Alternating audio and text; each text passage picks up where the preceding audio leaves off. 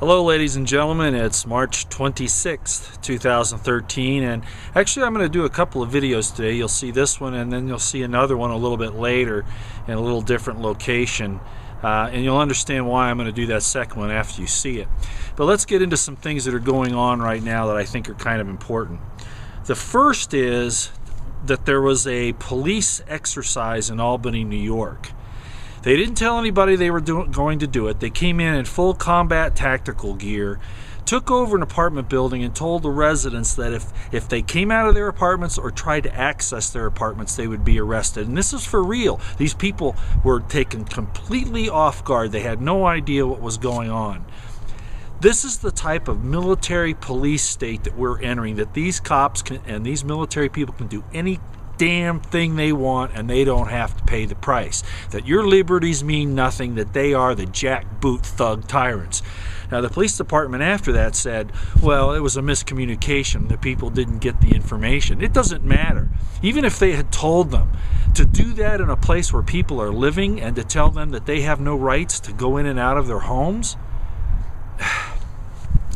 this is becoming far too commonplace. And it's time for it to stop. This is turning into Nazi Germany, into Stasi East Germany. It's turning into the Stalinist Russia.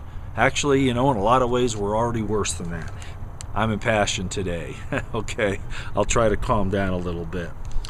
If you want to see that story, you go online and you look up timesunion.com. Okay, timesunion.com. The story's today, March 26th, 2013.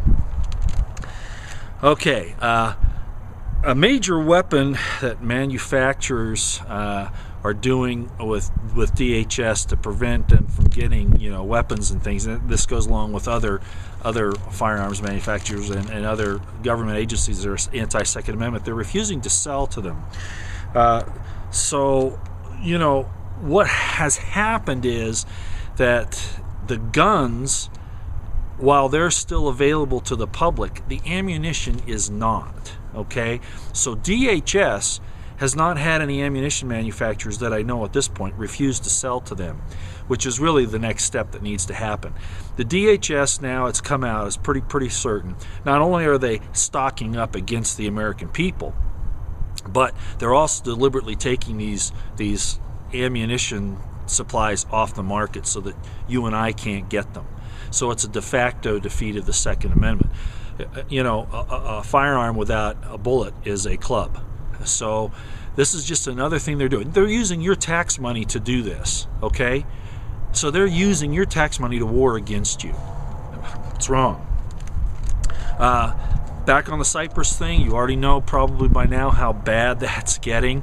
The banks aren't open. The people aren't being able to get their money out.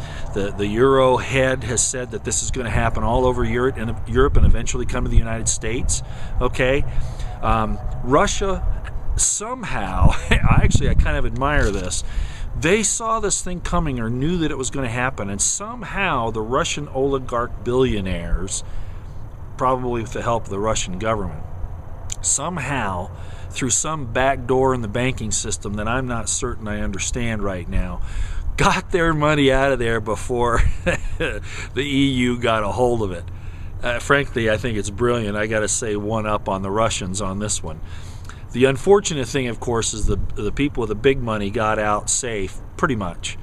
But the little people are getting hurt. They can't access their accounts. They can't get out but about 100 euros a day. And it's just going to turn into a nightmare there. The only hope that Cyprus has, they were hoping that Russia would help them out and that they would give their gas and oil fields over to the Russians. That's not going to happen. The EU is going to take it. However you look at this whole thing, it's all wrong. It's all evil and satanic. Pardon for the wind. I'm in a place where the wind is a little bit of a problem.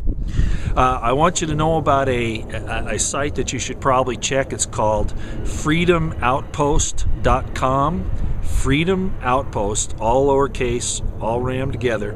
freedomoutpost.com. I think you might like that. I don't normally talk much about certain sites here, but I think I like that one, so maybe you should go check it out. Okay, I'm going to talk a little bit about this this situation with Jim Carrey and his assault on Charlton Heston. A lot of people say it different ways.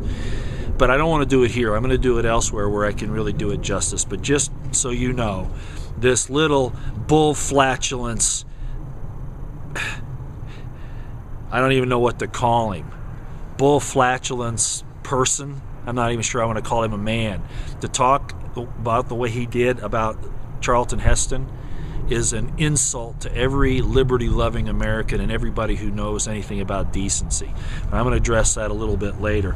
Suffice it to say, right now, I want you to know I'm never watching another Jim Carrey movie, and anything that I have that he has anything to do with, I'm chucking. I'm getting rid of it. I'm going to burn it. That's how angry I am about, desecrating the memory of a man who's dead, number one. Number two, he stood up for true liberty. Whether you like guns or not, that's tough luck. That's what won the American Revolution. I don't like that. I wish there was another way around it, but tyrants don't understand anything but brute force. It's unfortunate, but that's just the way it is. Okay, I want to jump into something spiritual real quick, end on that. I want to point out something in history, okay? Well, in the Bible. You might remember in Genesis, it talks about Nimrod, okay? It was after the flood, and Nimrod was the big power guy at the time. And he and his elites decided to build the Tower of Babel, okay? Why did they do that? They were trying to approach God. They were trying to become God. They were trying to overcome God's judgments. And they were evil people, according to the story anyway.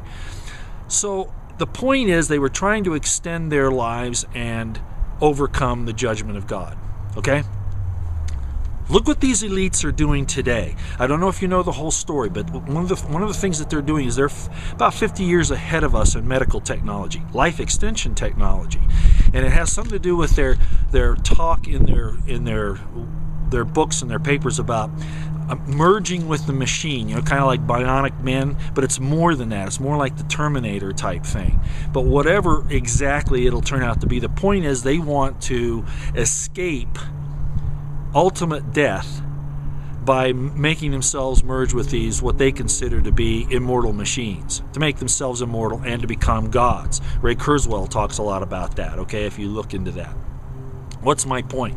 My point is that they're doing the same thing. That's their modern day Tower of Babel. Just like Nimrod and those guys were trying to approach God, become God, overcome God's judgments, they're doing the same thing. Now, don't get me wrong here. I don't think there's anything wrong with living forever, personally, okay? But are you going to live in your sins?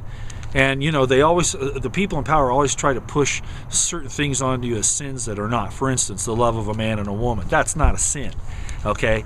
So that's not what I'm talking about. I'm talking about doing evil to others, okay? You don't want to live in your sin doing that. The original sin wasn't a sexual sin between Adam and Eve. That's all I'll say about that. It was another problem, but I don't want to get into that.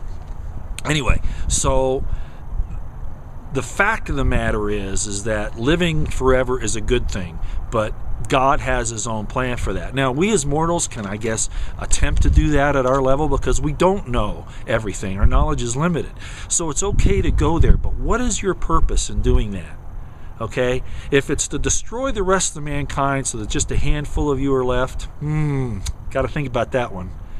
Okay, so this gets into some more deep conversation, which I won't do to you right now, but just be aware that the elites look at themselves as building their modern day Tower of Babel with these life extension technologies that they're working on. Okay, they're trying to become God, overcome God, spit in God's eye, and live forever in their evil.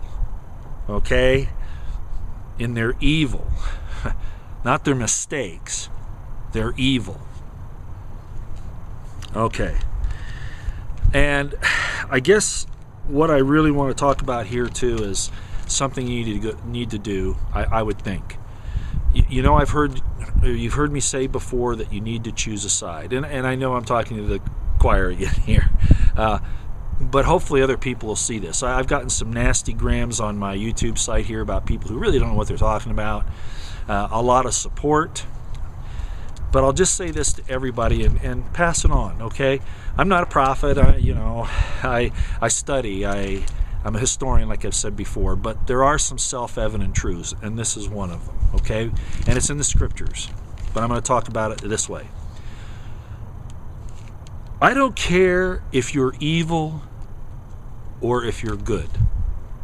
Why would I say that? Because if you choose a side, you're going to find out whether it's right or wrong. You won't find out anything if you try to stay neutral, to let all this pass by without any decision on your part, any standing up for one side or the other. So I'm telling you, or asking you, I can't tell you, ask you today, choose, just like Joshua said in Genesis, or in the book of Exodus, choose you this day who you will serve. The devil, evil, or God, liberty. And yes, it is that division, okay? You decide today who you serve. You have to pick evil or good. You may not look at evil as evil, okay? But pick a side. It's getting real clear now. You go with the government, you go with the evil, you go with the usurpation of individual liberty, the destruction of life, the destruction of people's liberty, or you choose the other side. You do everything you can to stand up for that. That really is the division that's being described to you on this plane right now. It really is that simple. The devil's plan, I will tell you everything to do. I will run your life every day. I will make your choices for you. Or God's side, I give you your free will to find out for yourself what the truth is. I give you liberty. Don't abuse it. Yeah, there's a caution there, but there's also that fine line, okay? All right. So, as God said in Isaiah, I would that ye be hot or cold, but because ye are lukewarm, I will spew thee out of my mouth. God can't work with you if you don't make a decision. Okay? You can make the decision to go evil because you may not understand it. But if it's not in your nature, God will work with you and bring you back to the good side. All right? So make a choice. And you've got to do it soon. All right? Okay, enough here. I have a presentation I'm going to give a little bit later. In the next video for you, there won't be much time difference. You could just click on it. For me, I'll have to go make the other one. So I appreciate you listening. The next one will be really impassioned. You may not remember it when I first started. I'm going to read it. But after I'm done, it will become very obvious where those statements come from.